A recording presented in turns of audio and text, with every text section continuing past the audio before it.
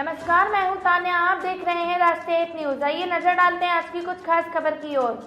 अब से हरियाणा विद्यालय शिक्षा बोर्ड के छात्र छात्राओं को अंतर्राष्ट्रीय स्तर की शिक्षा देने की तरफ आगे बढ़ रहा है। इसके चलते दुनिया के 160 देशों में अंतर्राष्ट्रीय स्तर की शिक्षा देने के लिए जाने जाने वाले इंटरनेशनल बैकलोरिएट बोर्ड स्विट्जरलैंड से हरियाणा विद्यालय शिक्षा बोर्ड एक MOU साइन कर रहा है। इसके बाद इंटरनेशनल बैकलोरिएट IB हरियाणा विद्यालय शिक्षा बोर्ड के अध्यापकों को समय समय पर अंतर्राष्ट्रीय स्तर का प्रशिक्षण देगा तथा IB बोर्ड के पाठ्यक्रम को हरियाणा विद्यालय शिक्षा बोर्ड के पाठ्यक्रम में शामिल करेगा, जिससे हरियाणा के छात्र छात्राओं का अंतर्राष्ट्रीय स्तर की शिक्षा मिल सकेगी। यह शिक्षा नई शिक्षा नीति 2021 को समाहित करते हुए होगी। इंटरनेशनल बैकलोरिएट बोर्ड के 3 सदस्य प्रतिनिधि मंडल ने भिवानी शिक्षा बोर्ड के साथ MOU को अंतिम रूप देने के लिए बोर्ड की कार्यप्रणाली को जांचने के लिए दौरा किया था तथा बोर्ड की विभिन्न शाखाओं में जाकर बोर्ड की कार्यप्रणाली व शैक्षणिक कार्यप्रणाली की जानकारी प्राप्त की। इस बारे में जानकारी देते हुए बोर्ड के चेयरमैन VP यादव ने बताया कि इंटरनेशनल बैकलोरिएट बोर्ड के साथ हरियाणा विद्यालय शिक्षा बोर्ड में MOU को राज्य सरकार की मंजूरी से अंतिम रूप दिया है। इस MOU के साइन होने से प्रदेश के छात्र छात्राओं को अंतर्राष्ट्रीय स्तर की शिक्षा मिल पाएगी। इंक्वायरी व खोज आधारित शिक्षा के साथ डिसीजन मेकिंग व क्रिटिकल लर्निंग की अंतर्राष्ट्रीय स्तर की शिक्षा प्रदेश के छात्र छात्राओं को इंटरनेशनल बैकलोरिएट बोर्ड के माध्यम से मिल पाएगी, जिनका क्रियान्वयन प्रदेश के अध्यापकों को प्रशिक्षण देकर किया जाएगा। इन कोर्सों को पास करने के बाद हरियाणा विद्यालय शिक्षा बोर्ड के जो छात्र छात्राएं विदेशों में उच्च शिक्षा के लिए जाएंगे, उन्हें अलग से कोई टेस्ट भी देने की आवश्यकता नहीं रहेगी।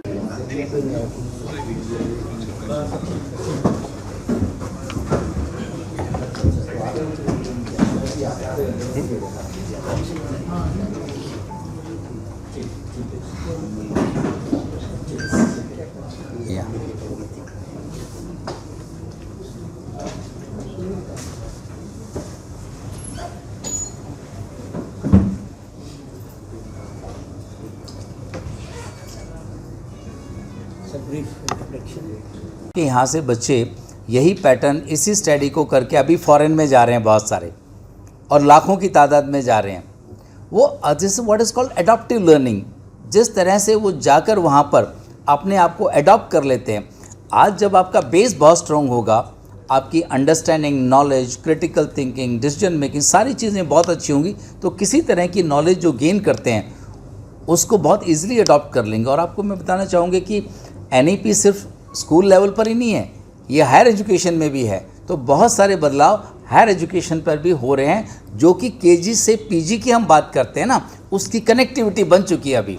तो ये जो सवाल है, आपका सवाल अच्छा है, लेकिन इसकी सार्थकता NEP इम्प्लीमेंट होने के बाद जो कनेक्टिविटी है ना, वो बनी हुई है, इसलिए कोई दिक्कत नहीं आएगी। आपके जो साइन हुए, लेकिन इसमें हाँ के जो ख़ास तौर पे जो कैरियर प्रोग्राम्स है ना, यहाँ से बच्चे जो करेंगे, जैसे 11th में इनका डिप्लोमा होता है और 12th में वही एडवांस डिप्लोमा आ जाता है कैरियर प्रोग्राम्स के अंदर।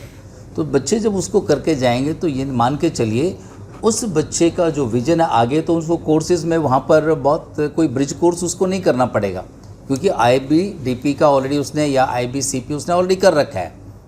तो इसकी कनेक्टिविटी तो और एक्सेप्टेबिलिटी तो बहुत सारी यूनिवर्सिटीज़ में ऑलरेडी है, जबकि हमारे यहाँ से जाकर कई बार उसको कोई ब्रिज कोर्स करना पड़ता है और वो रेटिंग रखते हैं। क्योंकि एक ग्लोबल बोर्ड है, इसीलिए बच्चों को किसी तरह की वहाँ दिक्कत नहीं आएगी। और जो कैरियर रिलेटेड प्रोग्राम्स में भी अगर वो चाहें तो कहीं ना कहीं किसी तरह उनकी क्वालिफिकेशन अकॉर्डिंग उनकी एम्प्लॉयबिलिटी भी बन सकती है वहाँ पे। तो ये डिपेंड करता है country to country and university to university, लेकिन एक्सेप्टेबिलिटी वह वो बढ़ जाती है वहाँ पे जाने के बाद IB कोर्सेज के साथ। मैं एक चीज़ ऐड करना चाहता हूँ प्लीज़। हाँ, देखिए, एक तो सबसे पहले जो IB का कोर्स है, क्योंकि एक ग्लोबल बोर्ड होने के नाते ये एक लोकल कंटेंट को और वहाँ के सिस्टम को अपने करिकुलम के साथ अलाइनमेंट करते हैं उसका। तो अब इसमें ये होगा कि इनका जो कोर्सेज हैं IB के, वो हमारे NEP से सारे अलाइंड हैं उसी सिस्टम से, चाहे वो अर्ली ईयर्स प्रोग्राम हो या प्राइमरी ईयर्स प्रोग्राम है या मिडल ईयर्स प्रोग्राम है। जैसे मिडल ईयर्स में हम 6 to 10 काउंट करते हैं, अर्ली ईयर्स में प्री प्राइमरी एजुकेशन आता है, प्राइमरी एजुकेशन में 1 to 5 आता है, और IB डिप्लोमा जिसे वो 11th and 12th कहते हैं।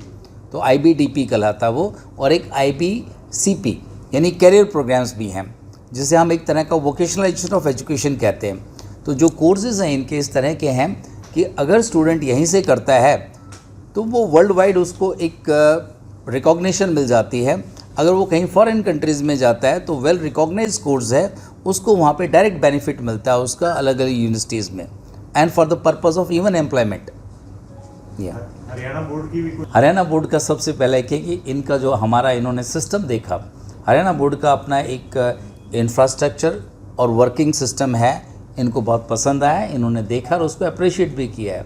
स्कूल्स की भी विजिट्स रही हैं। स्कूल्स के अभी विज़िट नहीं हो, लेकिन जो हमारी बातचीत के दौरान ये फीडबैक हमने इनको दिया है कि हमारे पास किस तरह के स्कूल्स हैं। वो गवर्नमेंट स्कूल्स भी हैं, प्राइवेट स्कूल्स भी हैं, और अलग अलग टाइप के गवर्नमेंट स्कूल जैसे संस्कृति मॉडल विद्यालय के बारे में हमने बताया इनको, और हमारे आरोही स्कूल्स भी हैं। तो अलग अलग सिस्टम्स के बारे में हमने पूरी इनको जानकारी दे दी है। सर, ये हरियाणा बोर्ड से क्या उम्मीद करते हैं और हरियाणा बोर्ड इनके बोर्ड से क्या उम्मीद करते हैं? हरियाणा बोर्ड से ये उम्मीद, इनकी तो ये उम्मीद है कि जो इनके प्रोग्राम्स हैं वो ग्लोबली हम इनको एक तरह से लोकली पूरे इंडिया में इनको हम सपोर्ट करें, पहले हरियाणा में सपोर्ट करें। और हमारी एक्सपेक्टेशन ये है कि क्योंकि एक ग्लोबल लीडर हैं, वर्ल्ड लीडर हैं एजुकेशन में, तो इनके जो प्रोग्राम्स हैं, जो वर्ल्ड लेवल के प्रोग्राम हैं, उसके बारे में हम भी जानें, उनको यहाँ इम्प्लीमेंट करवाएं और हमारे टीचर्स को उस लेवल की ये ट्रेनिंग दे, रिसोर्स पर्सन्स तैयार करें। बोर्ड का डेलीगेशन भी वहाँ जाएगा इनके यहाँ? बोर्ड का डेलीगेशन भी? अभी तो यही आए हैं, जब मौका आएगा तो हम भी जाएंगे। डेलीगेशन तो म्यूचुअल एक्सेप्ट। मेनली IB के कोर्सेज हैं वो इनके पे रहते हैं। So it's our pleasure to be here through this collaboration with Haryana board, and this visit has been very productive in trying to understand more the areas of collaboration and being able to align the goals and objectives of the board with what we do as IB. IB is a 55-year-old organization that has been founded on the basis of building international students who are able to transition borders from countries to different types of education and be leaders in the field that they are taking. We focus on breadth and width in terms of the areas of expertise that the students learn. So they learn multiple subjects and multiple disciplines. So we do a lot of interdisciplinary, cross-disciplinary, as well as we focus a lot on building the skills of the students. We pride ourselves that our students are always university ready. When they go into university, they have all the skills that they need to really have agency over what they do at university in terms of time management, project management, being able to do research, understanding. Their focus of education is really built on understanding and concepts, rather than rote learning and memorization, which is important to build lifelong learners who can continue to develop and evolve as they grow. How many countries? We are present in 160 countries at the moment, yes. What is the target? We are an organization that's very much focused on quality. So for us, if we were a commercial organization, we would be in the hundreds of thousands. But right now, we are about 5,600 schools around the world, because we're very focused on quality engagement and being able to help the school in their transformation journey. We pride ourselves that when we work with schools through the introduction curriculum, through the training that we do, through the evaluation and assessment, we help the schools transition their education towards building those global students that we look for.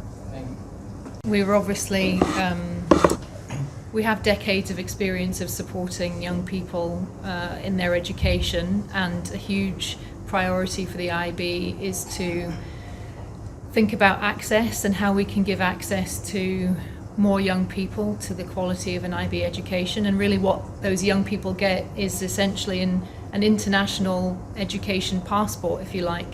These qualifications will allow them to go to universities in the US, in the UK, in Europe, and anywhere they choose. And we really believe we are educating future leaders of tomorrow. I think the other important thing about this visit, and it's our privilege to be here today, is to say that it's not just the young people that we're focused on, but actually the whole ecosystem of a school and the community around that school. So not just young people, but teachers and the wider ecosystem around the school.